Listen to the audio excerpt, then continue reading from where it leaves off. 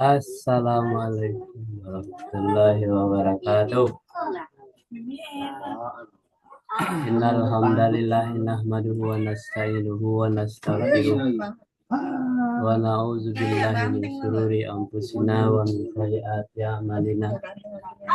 May yahdihillahu fala mudilla lahu wa may yudlil fala hadiya lahu. Asyhadu an la ilaha illallah wa asyhadu anna wa rasuluh. Qallallahu ta'ala fi Qur'anil Karim. A'udzu billahi minasyaitonir rajim. Bismillahirrahmanirrahim. Ya ayyuhallazina amanu taqullaha wa tanzur nafsum ma qaddamat ligat wattaqullaha innallaha khabirum bima ta'malun. Shadaqallahul azim. Alhamdulillah, kita aturkan kehadirat Allah Subhanahu wa taala.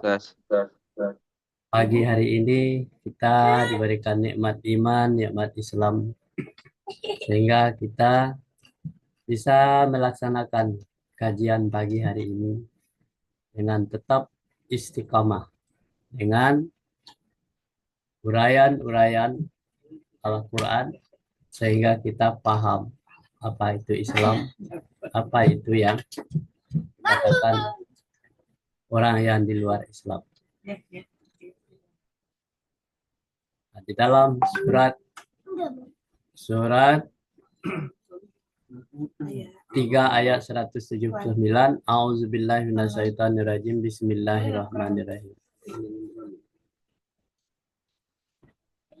Bismillahirrahmanirrahim.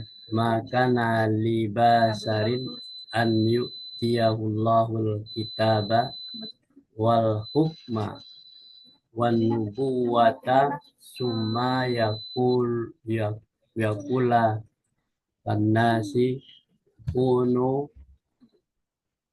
ibadan ila min dunillahi walakin kunu rabbanina bima kuntum tu'allimuna al-kitaba wa bima kuntum tadrusun. Sadaqallahu. Nah, coba bacaan.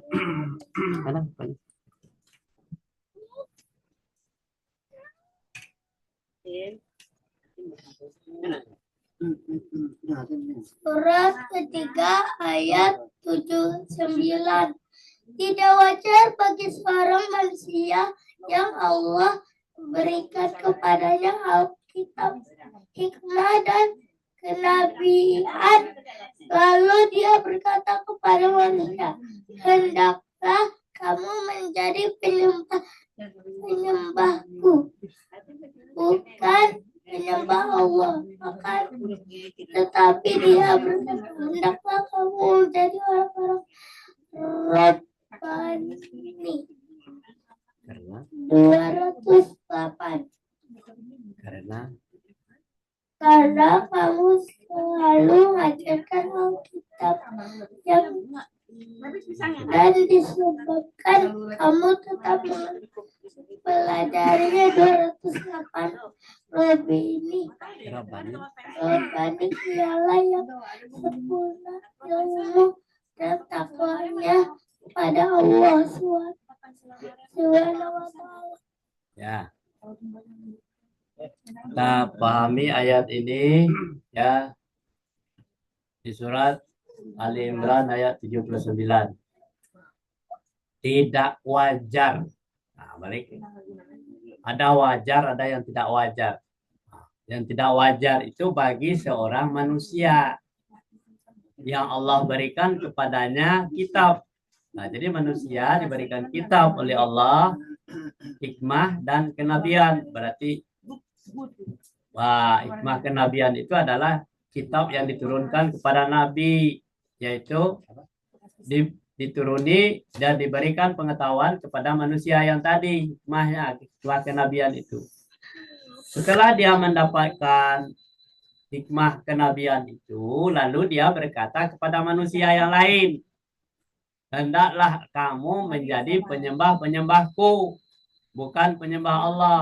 Maksudnya, percaya saja kepadaku, jangan percaya kepada Allah, sebab aku itu sudah sejajar dengan Allah, sejajar dengan Nabi. Nah, ini maksudnya seperti imam-imam besar, ya kan? Apapun yang dikatakan oleh imam itu, katanya itulah sama dengan Allah. Jadi dia penyembah manusia itu. Ini yang harus diluruskan, bahwa manusia itu bukan Allah. Manusia itu adalah manusia yang diberikan hikmah kenabian, ada ilmu kenabian karena dia mempelajari Al-Quran itu. Tetapi dia berkata, hendaklah kamu menjadi orang-orang yang Rabbani.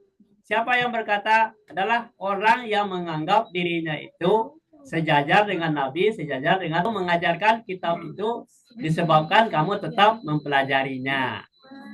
Nah, jadi apabila orang itu berkata kepada orang lain bahwa dia percaya saja kepadaku, padahal manusia itu dianugerahi akal dan pikiran dan bisa bertanya dan bisa menyanggah ustadznya itu, tapi ustadznya tidak perlu bertanya, percaya saja kepada saya. Berarti kalau percaya kepada saya, berarti dia percaya kepada manusia, bukan percaya kepada Allah.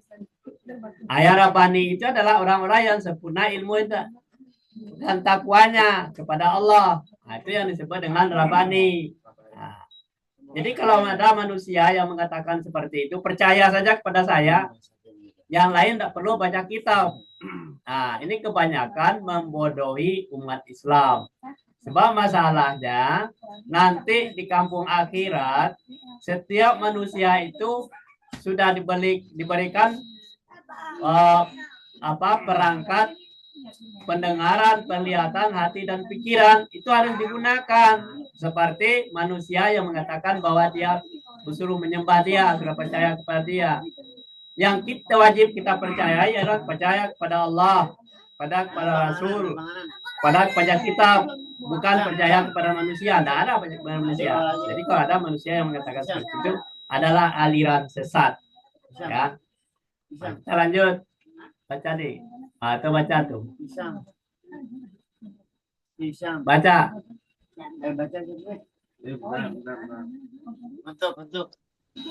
Untuk siapa Allah menurunkan Al-Quran?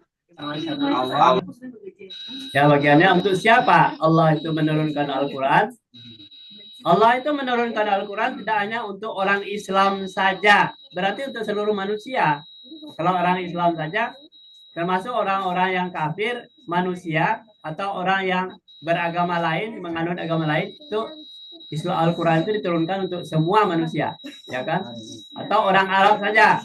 Jadi Islam itu bukan untuk orang Arab saja, tapi untuk seluruh manusia dimanapun saja dia berada. Kita lanjut. Tuh.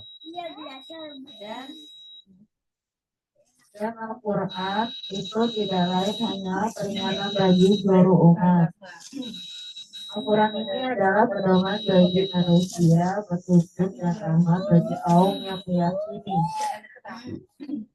Dan sesungguhnya Al-Quran itu benar-benar suatu pelajaran bagi orang-orang yang bertakwa. Ya, di dalam surah 68 ayat 52. A'udzubillahi minasyaitonirrajim. Bismillahirrahmanirrahim. Wa ma huwa illa zikrul lil alamin. Dan Al-Quran itu tidak lain hanyalah Al-Quran itu tidak lain hanyalah peringatan bagi seluruh manusia, umat manusia. Peringatan. Ya, bagi semesta alam, seluruh alam. Nah, seluruh umat. Itu berarti Al-Quran itu memberikan peringatan. Nah, kalau kita sudah diingatkan Al-Quran, kita harus baca itu Al-Quran itu supaya kita ingat. Ya. Kemudian di surat 45 ayat 20. Hadza basairu linnasi wa huda wa rahmatun liqaumi yuqinun. Al-Quran ini adalah pedoman bagi manusia. Jadi manusia itu pedomannya Al-Quran. Tidak ada yang lain. Petunjuk dan rahmat bagi kaum yang meyakininya.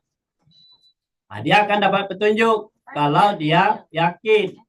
Jadi oleh sebab itu kita harus yakin bahwa Al-Quran itu adalah akan memberikan petunjuk pada kita. Kalau kita yakin.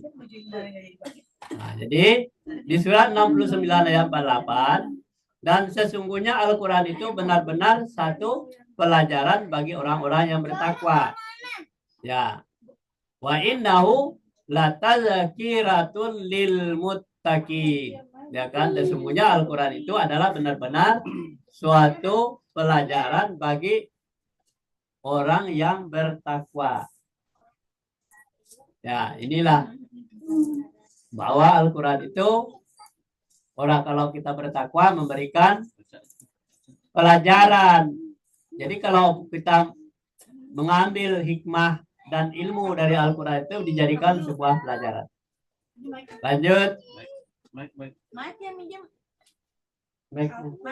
Nah, kita kasih ibunya.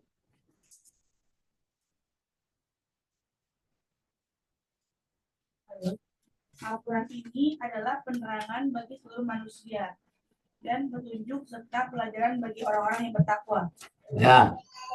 Di surat 3 ayat 139, Auzubillahi minasyaitonirrajim. Bismillahirrahmanirrahim. Haza bayanun linnasi wa hudan wa mau'izatul lil muttaqin. Nah, mau'izatun itu adalah pelajaran, ya. Al-Quran ini adalah penerangan, bayanun linnasi, penerangan bagi manusia. Nah, jadi kalau manusia ini penerangan, Al-Quran. Wa hudan lil mau'izatil lil muttaqin, dan petunjuk dan pelajaran bagi orang-orang yang bertakwa. Sudah penerangan, dapat petunjuk, mendapat pelajaran bagi orang-orang yang bertakwa. Siapa orang yang bertakwa itu adalah orang yang yakin pada Al-Quran tadi. Lanjut. Nenek, baca. Ya, Mariam diambil. Mic-nya mana? Mariam, diambil. Abang. Boleh. Nenek dong. Nih. Kitab 100 Al-Quran ini tidak ada keraguan adanya Bagi mereka adanya petunjuk bagi mereka yang bertanggung jawab bertakwa. Mariam itu diambil. Inilah pakai kecamatan ini, nenek. Tuhan menamakan Al-Quran dengan Alkitab yang di Sini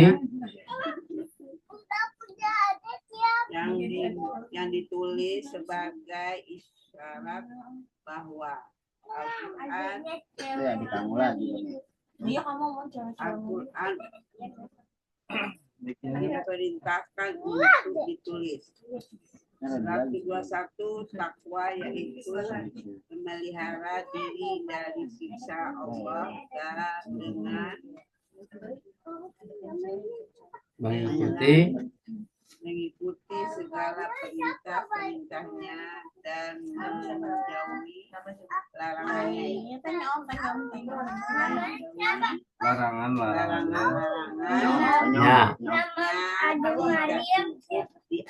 Diartikan dengan takut saja. takut saja. Katanya tanya ada Mariam siapa? Marhamat. Marhama. Auzubillahi minasyaitonirrajim. Bismillahirrahmanirrahim. Zalikal kitabu la raiba fihi hudal lil muttaqin.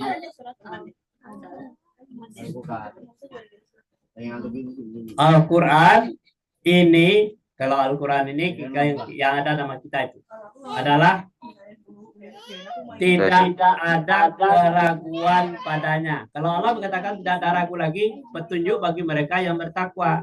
Jadi jangan ragu-ragu dengan Al-Quran. Nah, jadi Al-Quran ini zalikal kitabul la raiba fihi hudal lil muttaqin. Ya kan? Di surat Al-Baqarah ayat 2. Jadi tidak ada keraguan lagi atau petunjuk bagi orang yang bertakwa. Tuhan menamakan Al-Quran itu dengan Alkitab. Yang di sini berarti yang ditulis. Jadi Al-Quran yang tertulis namanya Alkitab. Ada juga Al-Quran yang tidak tertulis namanya ayat, ya. Nah, itu tanda. Nah, sebagai isyarat bahwa Al-Quran itu diperintahkan untuk ditulis. Kenapa diperintahkan untuk ditulis? Supaya bisa membacanya. Gerak tangan kita bisa menggerakkan, semuanya itu akan menjadi saksi nanti supaya kita nulis Al-Quran. Jadi kita menulis Al-Quran itu diperintahkan supaya kita pandai menulisnya. Takwa yaitu memelihara diri dari siksaan Allah. Jadi kalau orang bertakwa, memelihara dirinya dari siksaan Allah dengan mengikuti segala perintahnya, menjauhi segala larangannya. Tidak cukup dengan arti takut saja. Jadi yang kita pelihara dengan ketakwaan itu adalah memelihara diri dari siksaan Allah. Jadi kalau orang tidak bertakwa pasti disiksa oleh Allah.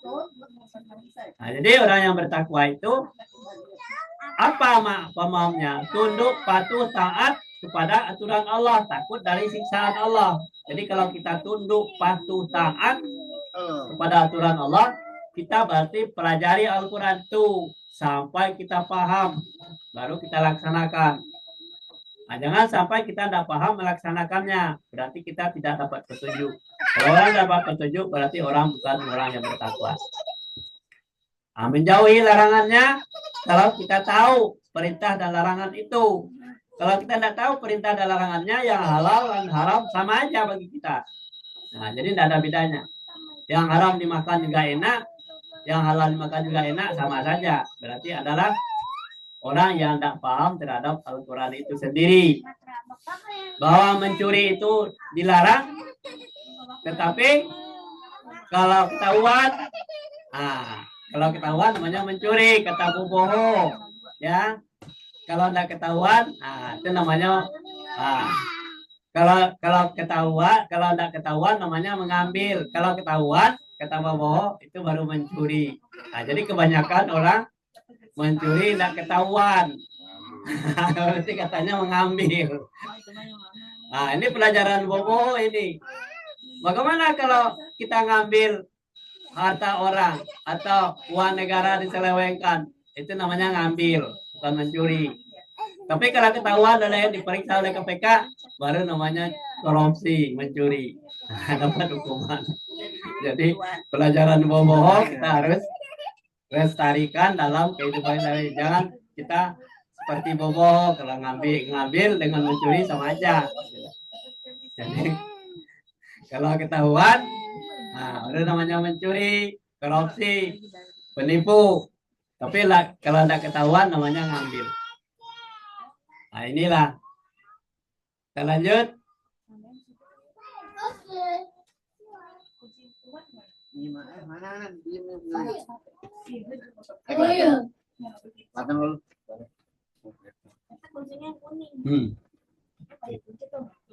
Demi